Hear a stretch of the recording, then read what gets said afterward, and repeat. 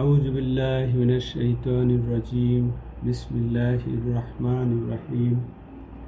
হযরত সাদ ইবনে আবু ওয়াক্কাস রাদিয়াল্লাহু থেকে বর্ণিত, তিনি বলেন, আমার অসুস্থ অবস্থায় রাসূলুল্লাহ সাল্লাল্লাহু আলাইহি ওয়াসাল্লাম আমাকে দর্শন করতে গেলেন।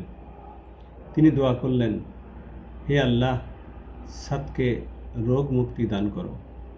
হে আল্লাহ, সাদকে রোগ মুক্তি দান করো।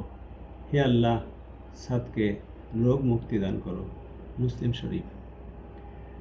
সম্মানিত দর্শক শ্রোতা, আসসালামু আলাইকুম রহমতুল্লাহি ওয়া বারাকাতুহু।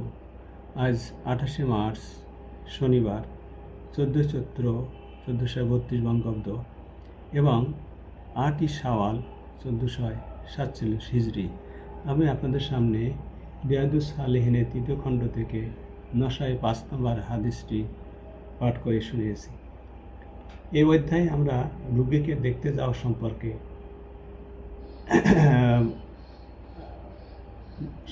হাদিস আলোচনা করা হয়েছে।